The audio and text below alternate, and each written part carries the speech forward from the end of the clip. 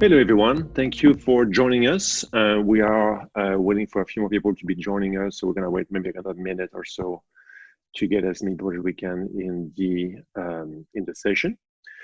I just wanted to welcome everybody and thank our panel for being with us today. Today is a bit of a different topic. We usually have service design masters, so to speak, who talk about one particular topic. This time is a bit of a topical event. We decided not to do something around COVID-19 in particular. You have seen a lot of coronavirus, COVID-19 events, asking questions or trying to answer questions about what to do, what not to do, and how to react. We chose to actually just go the next level, so to speak, and kind of like see how service design can help for the next major event, a Black Swan event, as we're going to discuss very shortly. Because service design is usually working, 2 or 3 steps ahead of what is happening currently in the world. So what can service design do today about COVID-19 is probably very little, but what can we do for the next one? Probably a lot. So that's going to be our challenge today. Okay, I think we can start going now.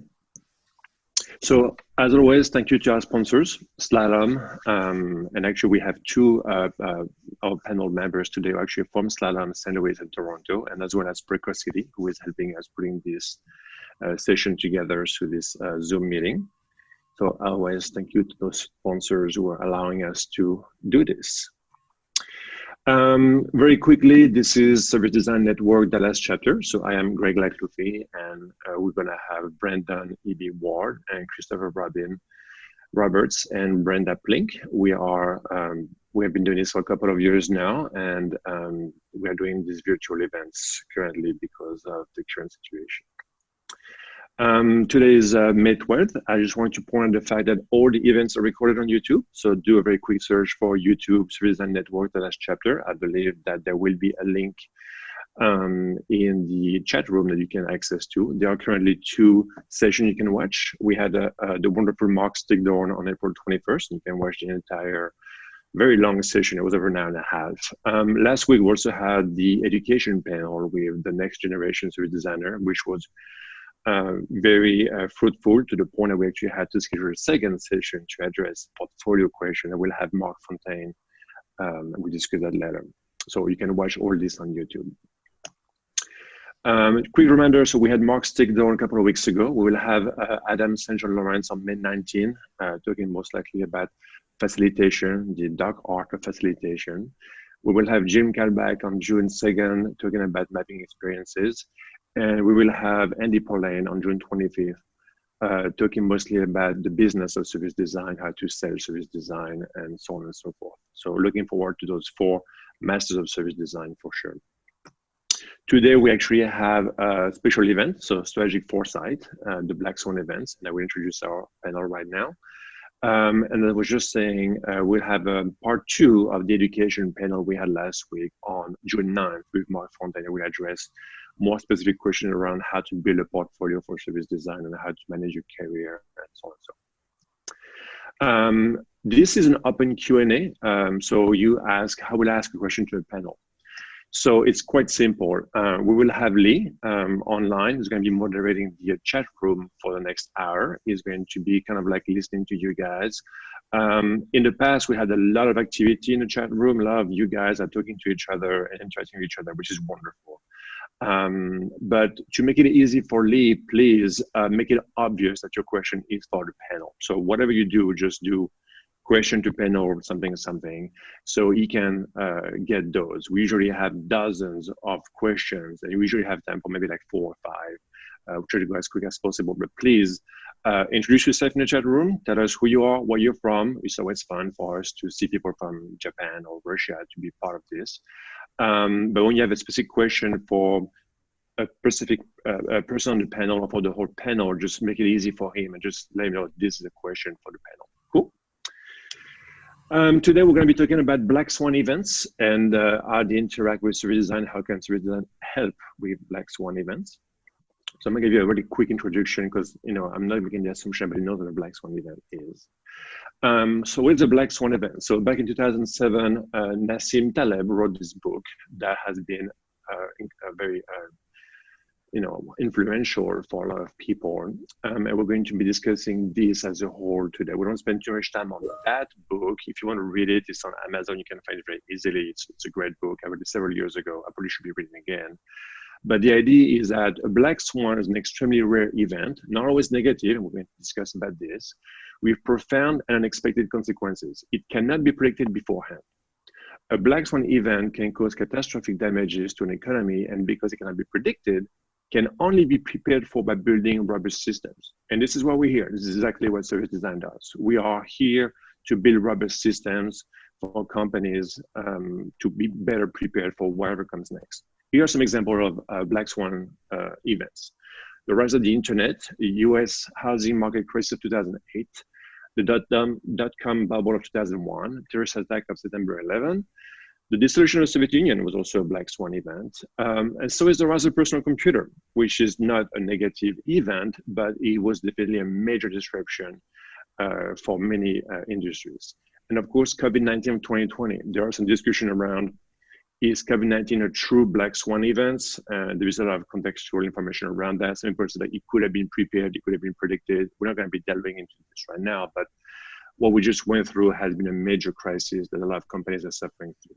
So this is what black swan events are. If you want to know more about it, read the book. It's a very, very nice book. Service design to the rescue. Just here a couple of weeks ago, we actually had Mark Stickdorn, who literally said this. I took this quote from him. There is certainly a huge need for service design. Nowadays, companies need to change in a time frame that we've never seen before. And for that, they actually need to come up with quick solutions for really urgent problems. We've all been exposed the past several weeks to some major service design initiatives. If you're going to Chick-fil-A to get some food, if you get some food delivered to you, if you went to Home Depot, there is a lot of things that didn't exist several weeks ago. They probably were planned, prepared for, but they just came to life, and we've all been exposed to some really strong service design initiatives. So right now, a lot of companies are actually looking to service design to help them through this crisis, but also for the next one.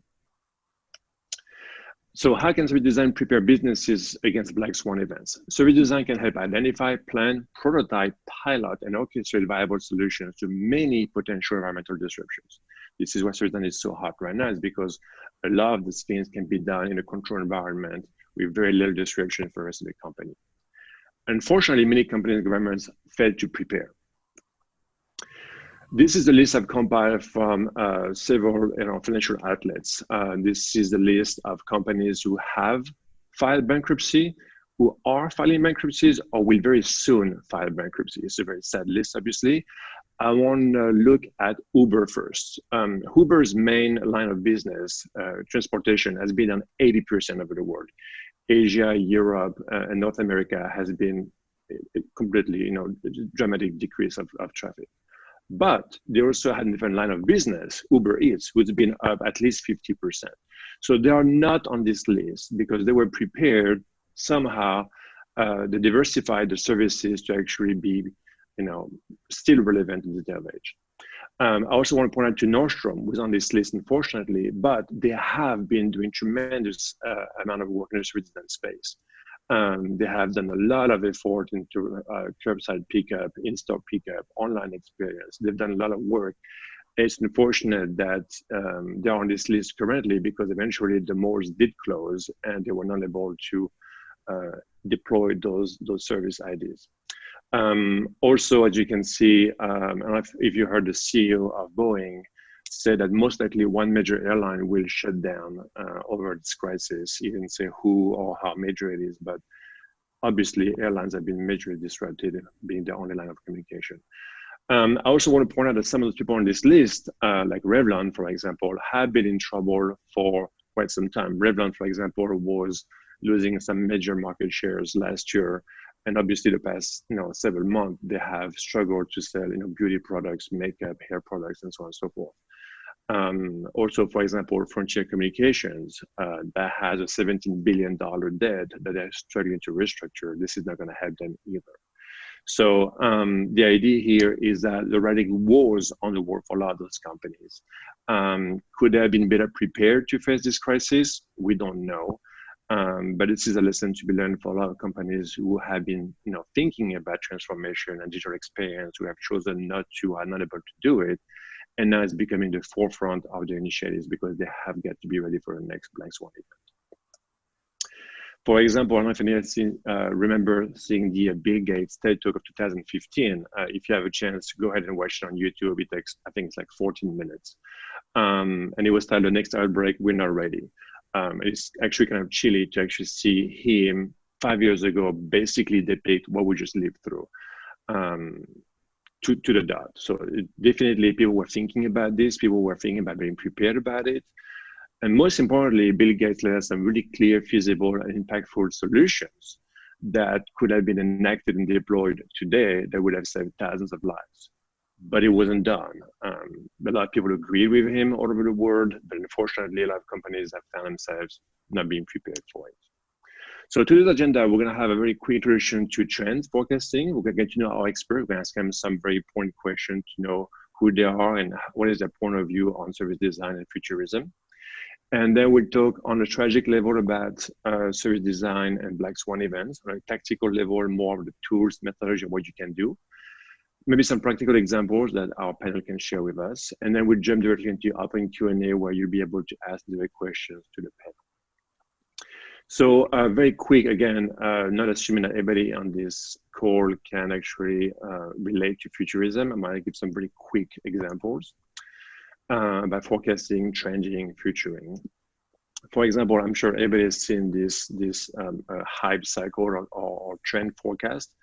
This is very academic. A lot of agencies and consultancies in the world spend a lot of time to think about what the next big thing is going to be. So here, for example, we have 5G. As of August 2019, we're seeing as being, very soon to come to life. And as we know, there is a lot of those technologies that actually do not make it through. I was researching this and I found that 2016 that had augmented reality, virtual reality, and cryptocurrency and Bitcoin.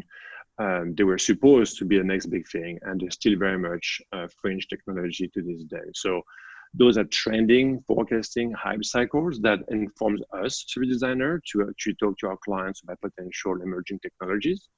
But I want to discuss more about what we can do on a daily basis with very simple tools.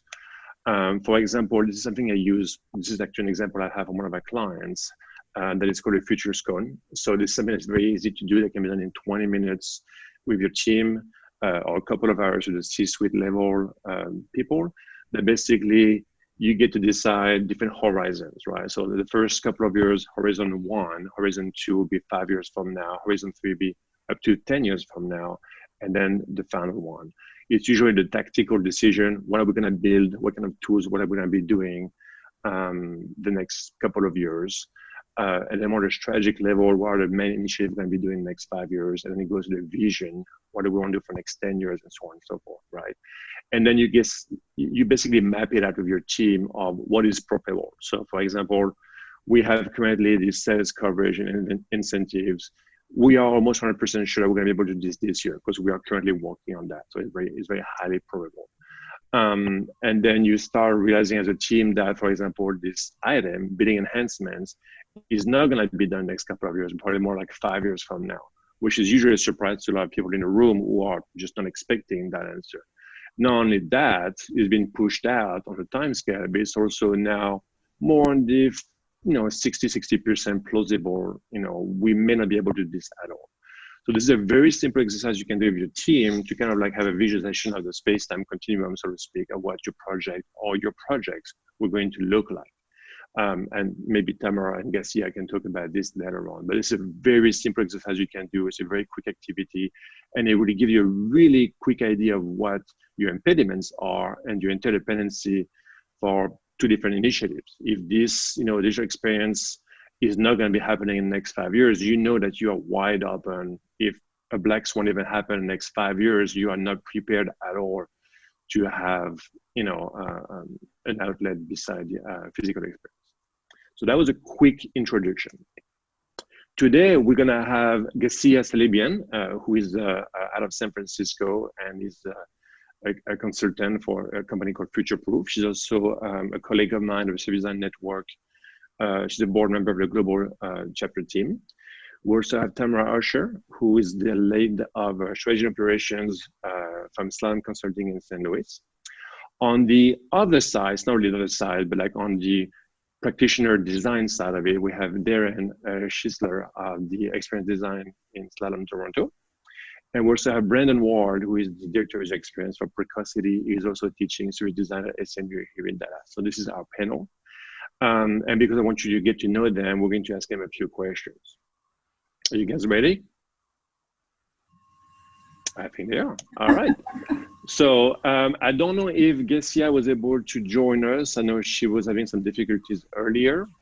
I see her here. I will unmute her. Oh, okay. I think. Hi, Greg. Hi, everyone. Hey, Gassia. Good. So let's start with you. I have a very quick question for you, and please tell us what you think about it. What is the most underappreciated service design capability right now in regard to future proofing? For example, the fast prototyping, futurism methodologies.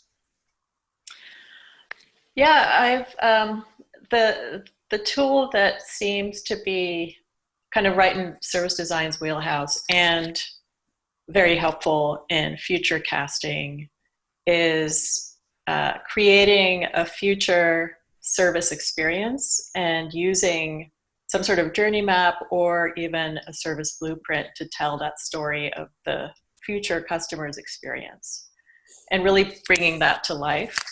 So that's the kind of thing, you know, when we're doing future casting, the end result or the deliverable really is to figure out what are some of the likely scenarios and bring those scenarios to life in terms of, oh, the life of a user using customer using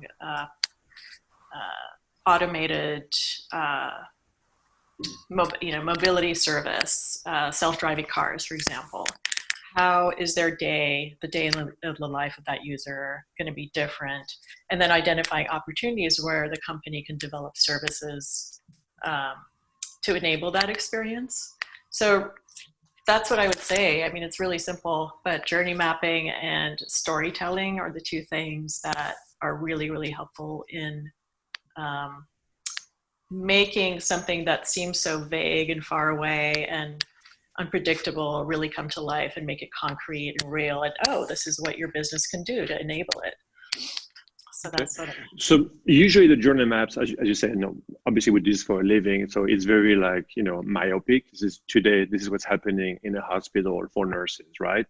How easy is it to extrapolate and kind of project yourself like 10 years from now, which is where the future proofing is? You come to clients like, hey, we understand your problem today. We think you should be addressing this because 10 years from now, X. Yeah, I mean, the future casting really starts with identifying the forces within your industry as well as outside your industry that you cannot control. I mean, that's what the Black Swan event is an anomaly because you really can't predict it and you really can't prepare for it. However, you can prepare for events that you can determine the likelihood of happening, and the way you do that is just identify the key forces that are impacting your industry. So again, taking the automotive world, some of the key forces there are AI, developing self-driving cars, sociocultural attitudes towards owning cars. People are probably not going to buy cars in the future. It's all going to be shared services, ride services. Again, that's one prediction. So those are two factors. There are maybe other factors like automation in manufacturing and how is that going to impact the car manufacturer's business going forward, as well as the supply chain. I mean, that's COVID-19, one of the biggest things that is happening or disrupting most businesses is that their supply chain is, they were living in this globalized world, and all of a sudden it's, there's an effort to localize things, and that's such a huge demand on the business that most businesses can't really cope. well. So anyway, so predicting, taking some of these force vectors, I call them, so socioeconomic, attitudes or cultural attitudes towards whatever you're providing, technology development, your supply chain capability, and actually mapping those along different levels of intensity. So instead of the cone, where it's about timeframes and different scenarios within each timeframe, this is about mapping the likelihood of a vector to be real. So AI, okay, so let's say there won't be any self-driving cars within the next 3 years, or the other end of the vector is most cars are going to be self-driving in 3 years. And so then you plot, how is your company going to respond to along that vector? So it might respond very differently if it's going to happen in 3 years versus if it's going to happen in 10 years, and maybe it can develop self-driving cars, for example, and invest in that technology. If it's in 3 years, perhaps it needs to change from selling to consumers to selling to fleet, like businesses and their fleets, for example. So that's... Okay, well, maybe we can just, then a case study towards the end. If you had some specific question about what you do, which is kind of, not exactly what your design is thought of doing currently. So we'll just try to bring that on top of that. Thank you. I appreciate it. Great. Tamarah, question for you. As a service designer, how do you build an environment that fosters forward thinking and future-minded creativity? This is definitely something we ask almost on a weekly basis. How do you foster an environment? But in this particular case, it's a very different way to ask your staff to think about 10 years from now, this may happen, and how do you build something for that space? Yeah, no, this is really important, for organizations that, have a long-term view to create this kind of mindset or the culture within their organizations, within the people that are working in, really any environment, in any role. This kind of a worldview or mindset is going to be really important. And I think the way to foster that is through diversity, through, really encouraging curiosity. A lot of that is to make yourself uncomfortable, the growth mindset of, putting yourselves into others' shoes, trying on opinions that you don't agree with, and, really embodying those and understanding those, and thinking across spectrums, and constantly be challenging yourselves and your teams. And a great way to do that just naturally and in an embedded way is to have diverse teams. So multifunctional teams with a lot of point of views that are, studying in specializations and parts of your organization or process that are not native to your thinking, and bringing those people together. And I think that what is a great way to do that with that service design is at the core of, us as practitioners is the visual. To visualize those services, those processes, those systems, and to bring together those cross-functional perspectives and have you all look at one map to create that view that is, challenging our thoughts and our opportunities and bringing those diverse perspectives. But yeah, this is essential of a skill, and it's something we should definitely, democratize across all companies, all industries, all people, to encourage that long-term view and trying on some attitudes about things that you may not agree with. Very good. Thank you, Tamarah. If you have any question about this particular topic, please reach out in the chat room and ask specific question for Tamarah if you need to. Next, we have our friend Darren. Darren, where do you feel most brands miss on the service design ability to prepare them for unforeseen environmental changes? We discussed earlier Uber and Nordstrom, for example. In your particular experience, where do you feel most brands have this skill set that's available to them, that's called service design, that could prepare them? And where do you feel that there is a disconnect here? Yeah, so I think that one of the biggest disconnects is really sort of core to service design itself, and it's really tying in what that front end experience needs to be, and making sure that you have the technology and the processes to actually drive it. And so we see a lot of times organizations run these experiences or services led by marketing, and which is great, nothing wrong with marketing. But if it's only led by marketing and driven by marketing and not supported by the rest of the business, i.e. the technologies and the platforms and processes, it can only go so far. And so when something happens, something breaks, a shift in the environment, a shift in user behavior, because it's not supported throughout the entire organization, it slips very, very quickly, and it's hard to get back onto sort of what the outcome was designed to do in the first place. So we see so silos, basically. Absolutely, silos, yeah. The other one is really around technology only. And what I mean by that is believing that just putting in a platform is going to drive these experiences right to the end customer or user. And if anyone's been in this, I'm sure we've all been in this situation before, relying solely on the technology or the platform to drive better experiences is never going to happen. So it's really, that's where they're kind of falling down in those kind of areas. Okay, cool. So I think it'd be a great segue for Brendan, who's going to be telling us what tool methodology do you think has the biggest impact on how your team introduces future casting, future proofing into your service design projects?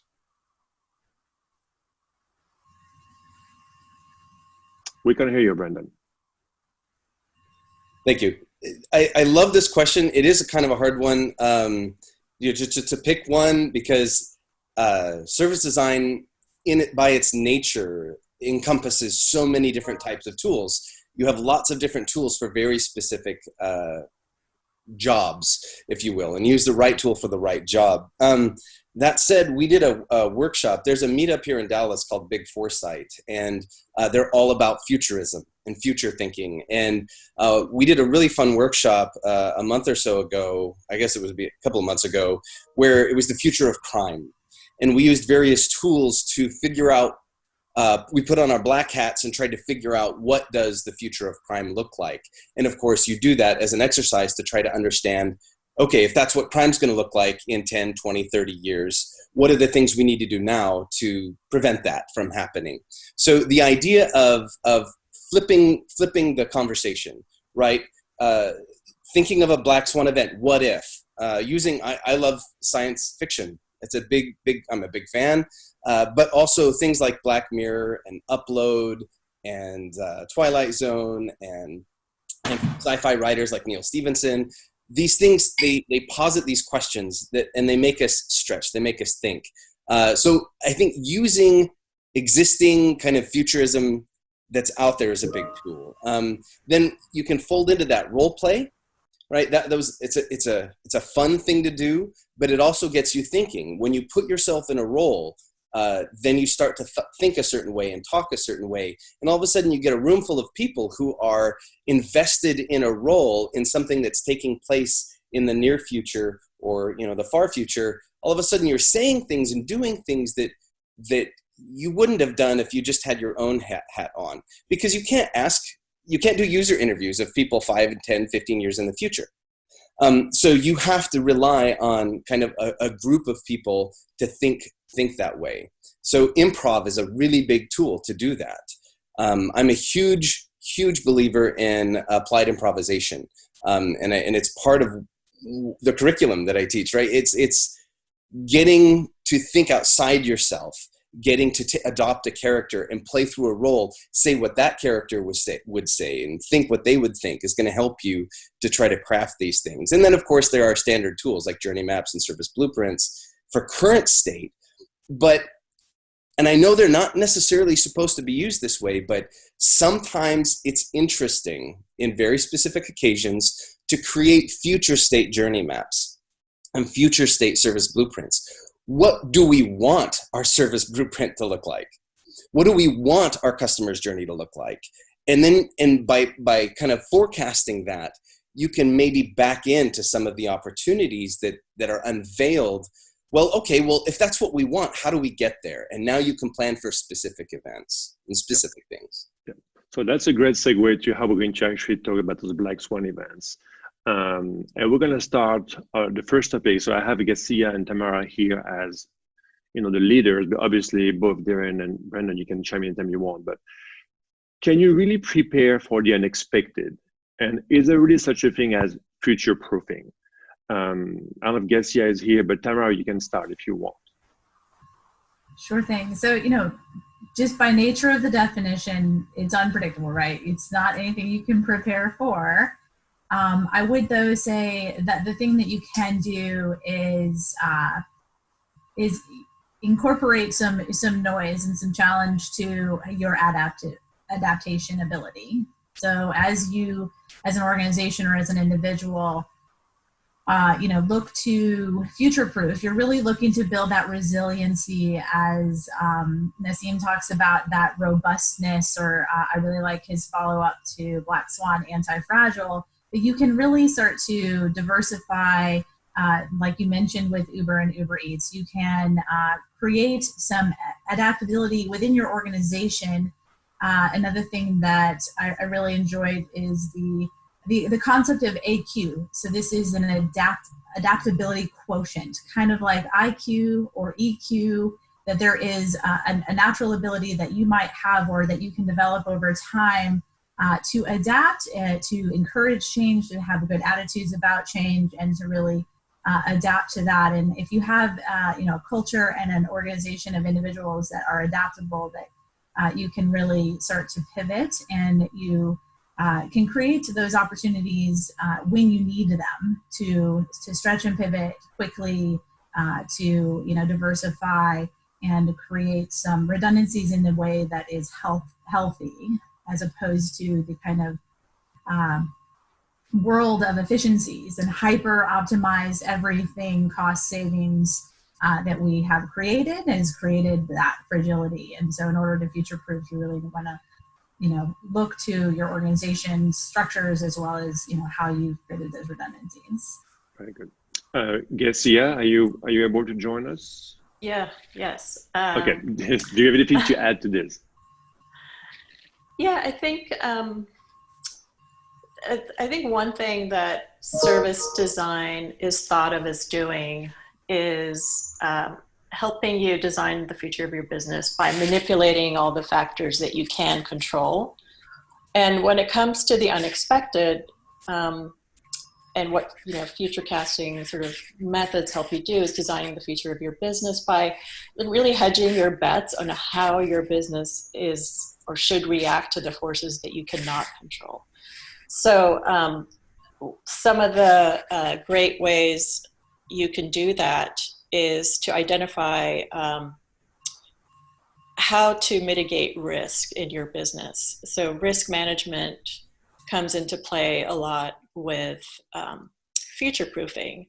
And most of what risk management helps you do is not really plan or not really understand how to avoid the risk. I mean, there is a component of that, but the majority of risk management has to do with how are you going to react when that event happens? What do you know about the likelihood of it happening? What do you know about the impact it's going to have on your customer and your business when it happens?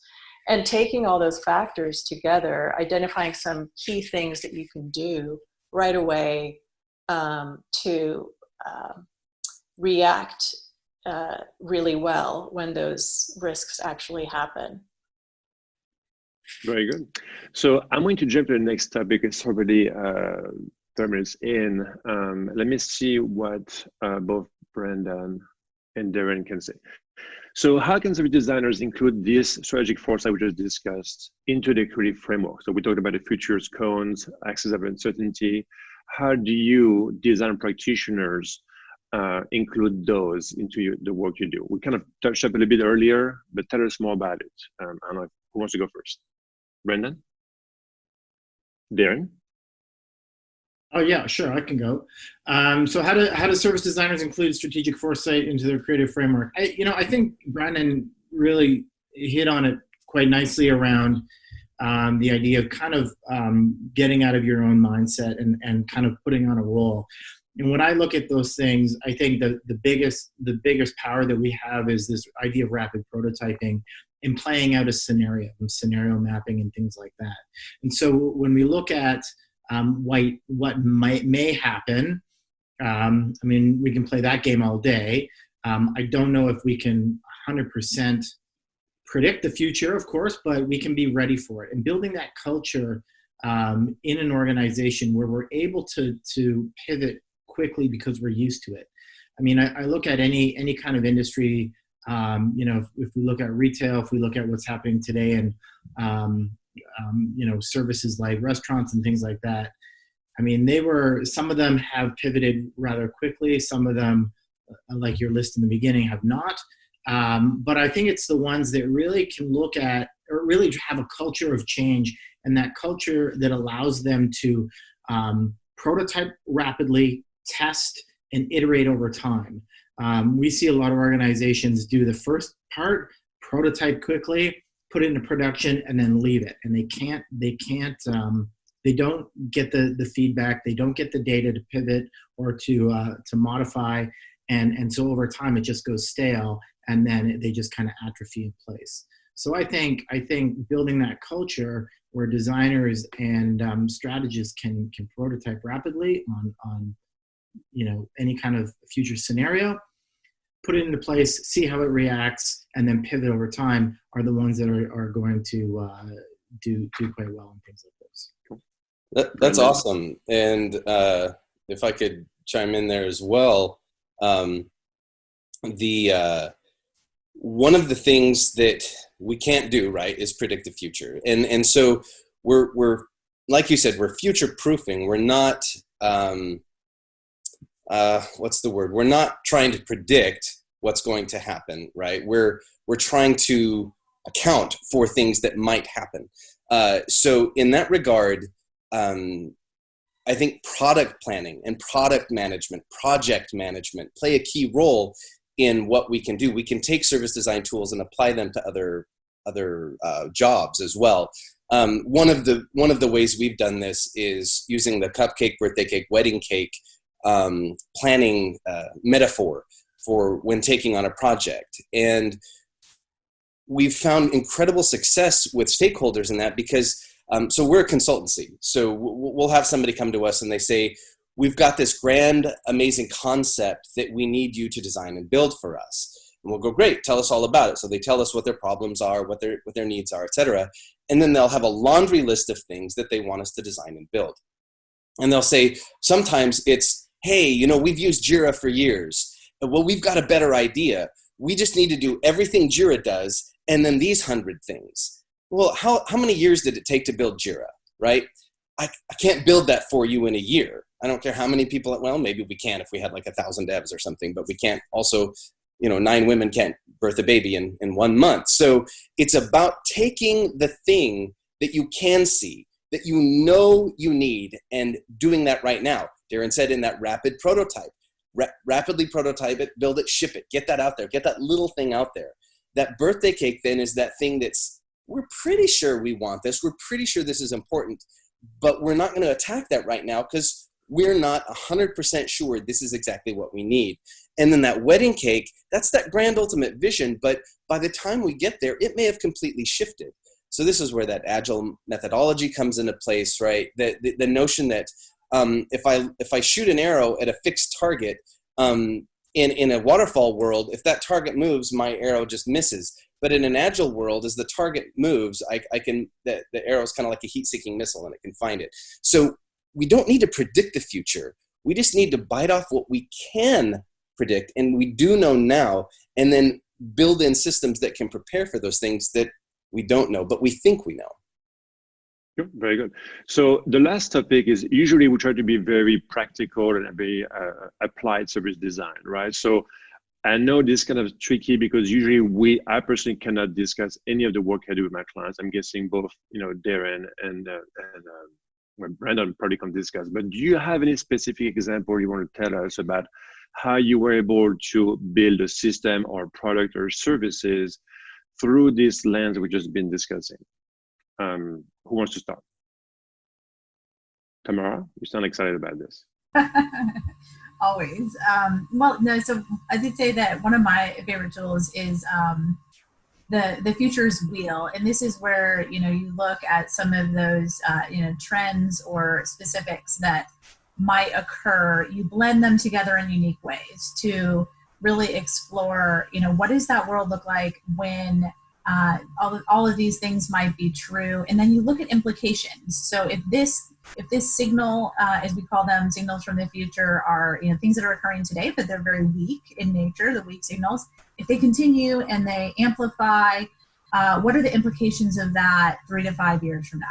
And then what are the implications of that 10 years from now? And as you continue to extrapolate implications upon implications, you can start to see where things that started out as positive results can turn negative over time. I think we see this a lot with social media and other kinds of technologies that, we're kind of going through those teenage years of understanding with, and those implications can be explored as they flip from from positive to negative to back to positive, and then you can start to influence that trend over time by anticipating it.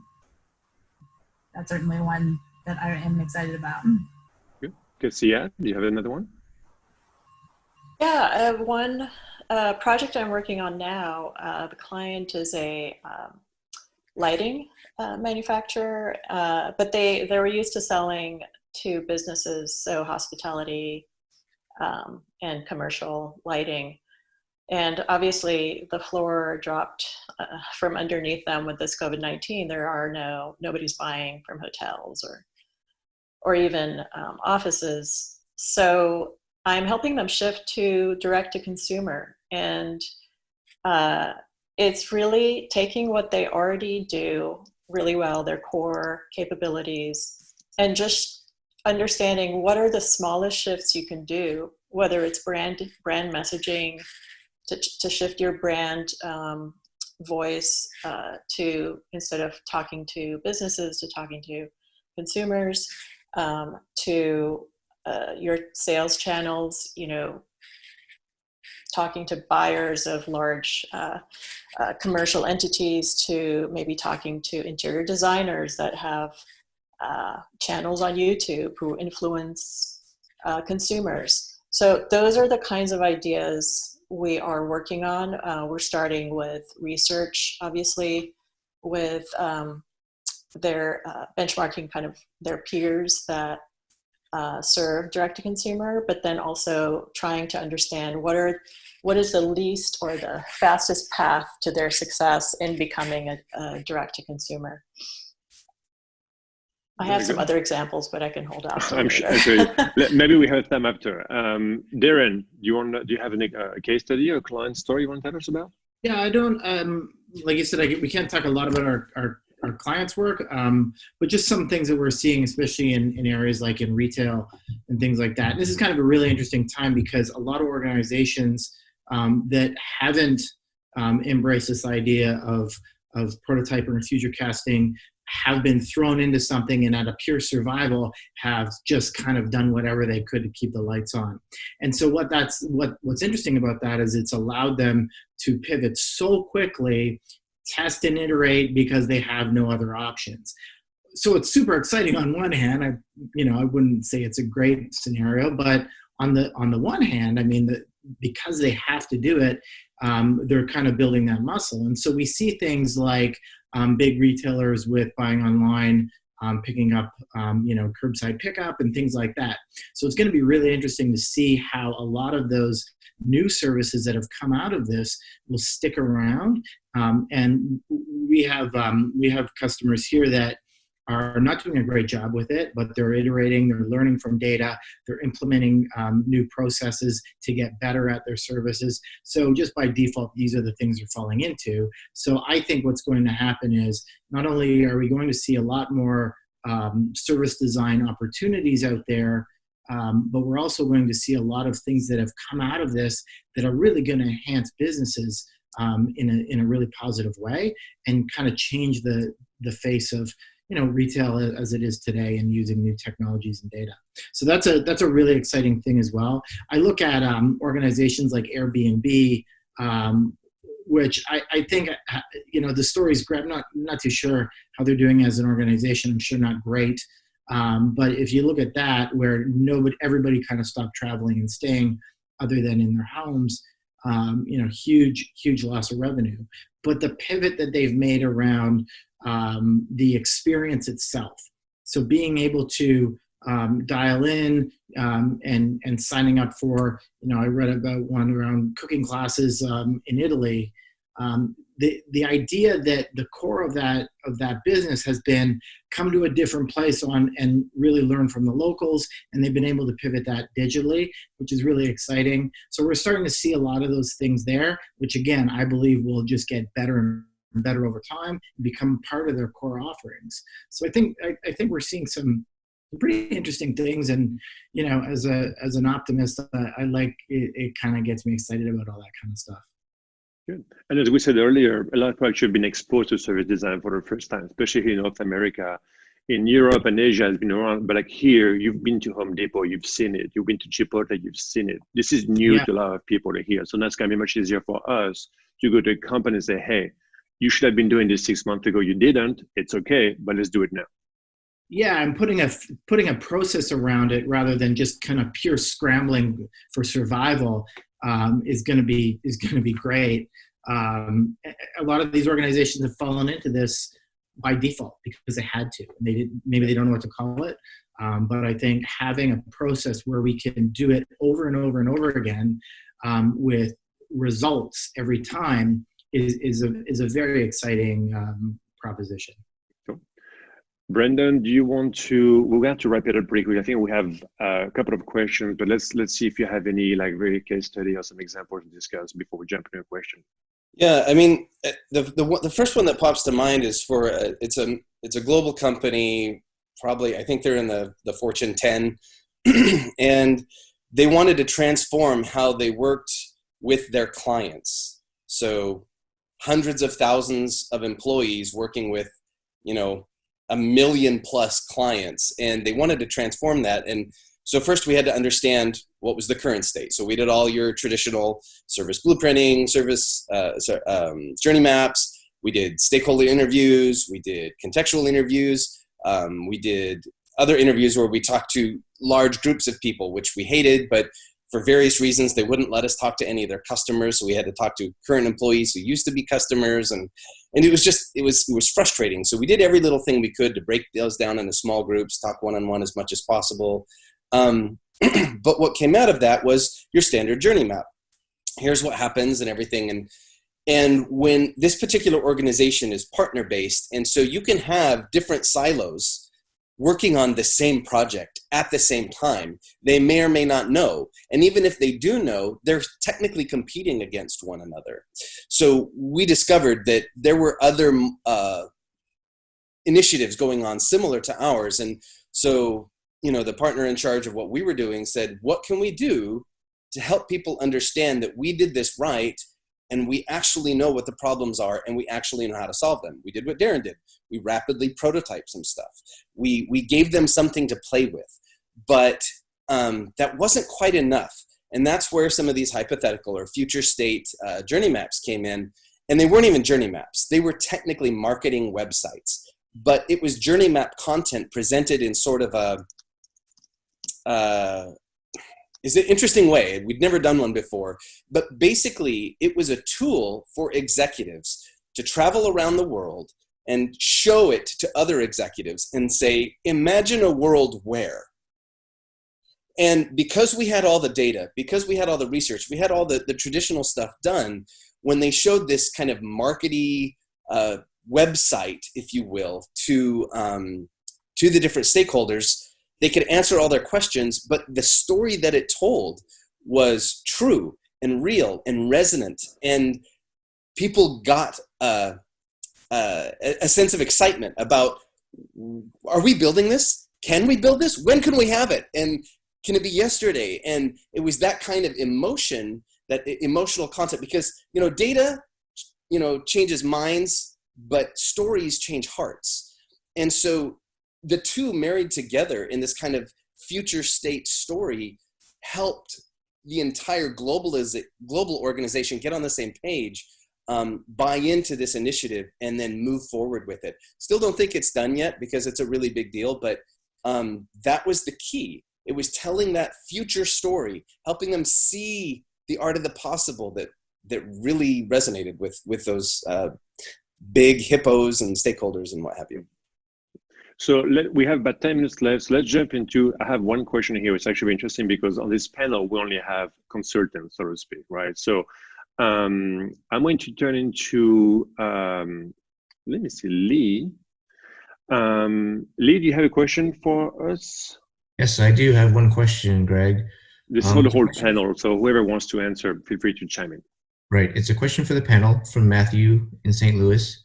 Do you see companies seeking out service design consultants, or because of the lack of education in the US, do they still have to go to consultancies? I'll start there. No, I don't see anybody. Very rarely. We have one client that actually came to us and said, we're looking for some service design. They had an embedded UX department, but they weren't big enough to do the job they wanted to do. So they did specifically come to us. But that's one in 20 years of experience that I've had come to us. Really, the language of service design has been around forever. It's adopting the tools and it's kind of the mindset. So we find ourselves having to educate, to teach, and to showcase both case studies as well as concepts to our clients to help them understand. They come to us with problems and we help them understand, here's how service design can help solve some of those problems. So Darren, so you're a consultant, I'm a consultant. Do you feel like we are in a better place to answer this question because we are consultants or because the companies themselves haven't invested in having a service design practice within? Yeah, a little bit of both. I mean, it's a great question because I think it was last week, we work with the government of Toronto here, the city of Toronto. And I know for a fact that they're looking and we're helping them kind of build this service design muscle, within the organization. And I know for a fact they're looking for service designers to step in to help. We're also seeing this in some of the big financial, the banks, insurance, and things like that. So we are seeing that they are looking to hire these things. On the other hand, I've also been involved in conversations where some of these financial institutions, one in particular, told me they have a big service design team doing things, and when they described it to me, it was nothing to do with service design. So I think there's a little bit of both. There's still a lot of education out there. I think the idea that that we're in a better position. I do think we're in a better position, but only because this is what we do and we're there to solve a specific problem or set of problems. So, I just think that just like any organization uses consulting firms, this is just another way that they can use it. But I think as organizations are used to solving problems from a user-centric point of view, this is just an obvious next step for them, and we can help them get there. Gassia, do you agree? Yeah, I mean, usually what I'm seeing is people need a business strategy almost, but business strategies, at least in my experience, have always involved some sort of experience redesign. And so service design just becomes part of the things that I've been delivering. But in terms of coming to me for service design, no, but I think that's just the US probably, and just the maturity of the field. Tamarah? Yeah, what we try and do is a little bit of sneaking it in. A lot of our customers, have challenges and outcomes that they want to affect, and service design is a method to that outcome. And we, they're definitely not coming and asking for service design, but they're asking for help with certain problems and to, redesign experiences and things like that. And we will prescribe service design as an approach that is more holistic than, the sort of inside out version of process analysis or other things. And so in that case, when we have projects that go really, really well and our customers ask us what happened, what did we do here? This was a good outcome. And we're like, it's service design. we stuck it in like, carrots in the pasta sauce. Cool. So I think we're almost out of time. Lee, do you have one more question from the panel? We have dozens of questions, and we're not going to be able to go through them. But do you have one question you want to ask the panel? Yeah, we've got a few other questions in here that just came in. I'm trying to distinguish the best one, just given the time frame that we have. I think we'll just go with this one from Tim, given the current situation that we're in. So he's asking the question to the panel: how are you seeing organizations shifting to using service design tools like workshops remotely during COVID? Gassia, you want to start? Yeah, there's been a lot of remote research, even remote ethnographic research that I'm aware of. For example, I'm aware of a company that's doing remote research for data center technicians by using a GoPro camera on their helmets. And that's worked out fantastically well. So you don't necessarily have to be in person to even do ethnographic research. And another, in terms of co-design or co-creation or workshop ideation type of, I think a lot of people have become really adept to using tools like Zoom, like Miro, and all kinds of other tools. I could give you a list after this that really are very helpful in conducting workshops live. Darren, can you confirm, or do you have different point of view? Yeah, definitely. I mean, those are all tools that we use. We haven't used the GoPro helmet thing yet, but that'd be interesting. We pivoted really, really quickly, I think, and really well, and even taught some of our customers to do it well. But running workshops using Miro and things like that. I mean, it takes very strong facilitation.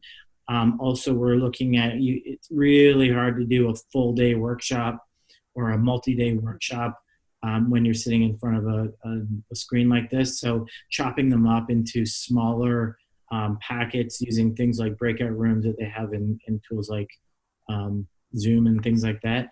But essentially, getting people to talk, getting people to engage with that sharing tools is sort of what we use. Bringing the data and the results back and sharing it faster is another thing that I think we need to do. But yeah, I think people adapt. Okay. So Tamarah, do you think those tools are going to be here to stay? Are we going to be losing this empathy of being in a room and being like attentive and listening to the stakeholders, for example? We've kind of lost some of that. No, we've made up for it. But do you think this is a new way of doing like contextual inquiries, or we're going to go back to the old ways of being with one person and listening to them? Yeah, we're definitely in an in-between state as we move into more, robust ways of working remotely. I can definitely share that all the suggestions that have been given are going to be, small bits, really engaged, highly facilitated. I can definitely say that I'm hopeful about some new, technologies and ways of interacting that, that will amplify as a result of this. I can say I have a meeting this afternoon that is with Spatial IO to use my Oculus Quest VR headset to have a virtual meeting with sticky notes on like the actual, and I'm very much looking forward to getting out of my chair. It's so cool. Yes. So I'll let you know how that goes, and, happy to adopt some of that and just really, move to that next stage of maturity around remote work. I think that this will happen quickly as we're here longer, and looking forward to that because there's a lot of opportunity there. Okay.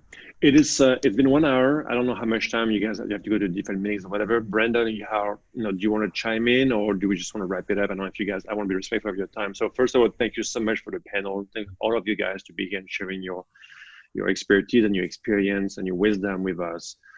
This was a big topic. I am fully expecting people to have a ton of questions about this. We might do follow-up sessions. I'm not really quite sure, but Black Swan / COVID-19 / future proofing is at the core of service design. What we do right now, we'll do tomorrow.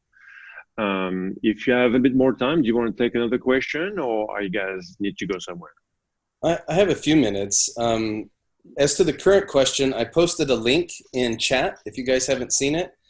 Steven Anderson recently tackled this, because he runs a lot of workshops, does a lot of education. He's one of the most knowledgeable people about experience design I know. And he's so experienced at this stuff. He's so good at the in-person.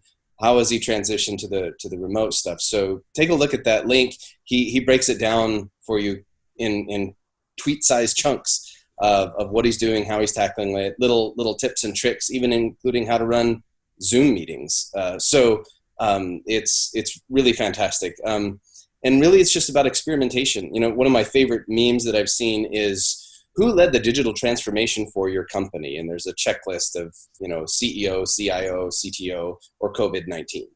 And COVID-19 is checked. And so the idea is that we're probably doing now things that we should have been doing 10 years ago. So the concept of using now as a time to help encourage people to say, hey, remember that idea we had 5 years ago? If we'd have implemented it 5 years ago, we'd have been fine right now. So let's use the off-the-shelf tools and technologies that we have to do some really cool stuff. And it's not just for now. We're paving the way for a brave new world, and there are lots of cool things we can do. Maybe we don't need to spend so much money on air travel as a business. Maybe we don't have to spend so much money on in-person moderated things, because we have tools available to us to help us accomplish this in simpler ways. We just need to get comfortable with using them. Very cool. Lee, one more question, please, if you don't mind. Sure. So I've got a question to the panel from Manchit. So a lot of companies have UX researchers, designers who work on different things like journey maps, process maps, service blueprints, etc., that inform the creation of services. But most of these designers are T-shaped or multidisciplinary designers who have some experience in using various tools to do service design. So where do you draw the line and say this work can only be done by a service designer? And what skills would you say distinguish one from the rest? That was a super short question, so thank you for that. It's pretty simple, right? So where does service design stop and where does it start? And what is UX and what is UI and what is service design? So Darren, do you want to start? Yeah, for sure. I don't get too hung up on, who's a service design versus who's a, user experience designer or whatever. I think that as long as we have an understanding of the job that needs to be done and the outcomes that need to take place, and as long as there's a part of the organization that is responsible for it. And what I mean by that is that, everybody, I do believe that thinking about the customer and stuff, for sure, it's everybody's job in the organization. But if you kind of decentralize it all over the place and everybody owns a little piece of it, it's hard to really get a good picture of what's happening in the organization, let alone with the customer. So as long as we have a group or a person or a team that's responsible for it, that is kind of permeating that through and being the champion of that, I wouldn't worry about it if it's a UX designer or a service designer or whatever, because I think good designers are good designers and good problem solvers.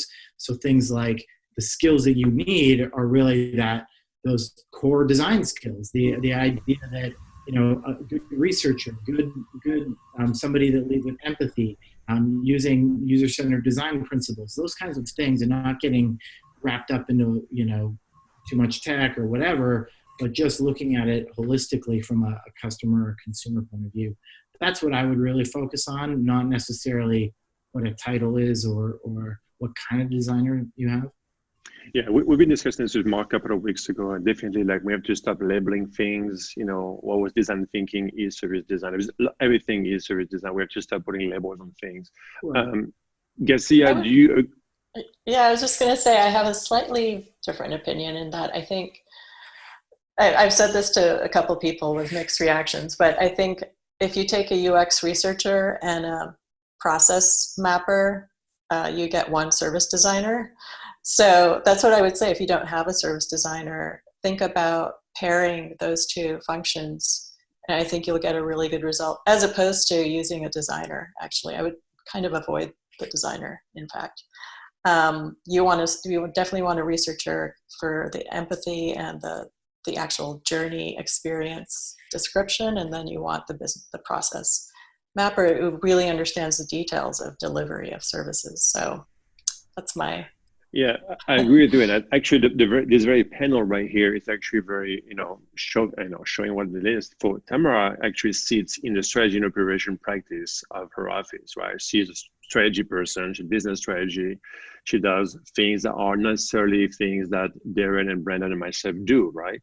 I also know some people actually do service design. For example, in Portland, we have a colleague of ours who sits in the OE practice, so organizational effectiveness. So she does the HR stuff, but she actually is able to design services for employees. But she does what we do. She does the exact same thing. She sits in a very different silo, so to speak. So I definitely agree that service design is really getting to places actually where usually like in the design, UX, UI space originally, but it's now getting to other places in organizations.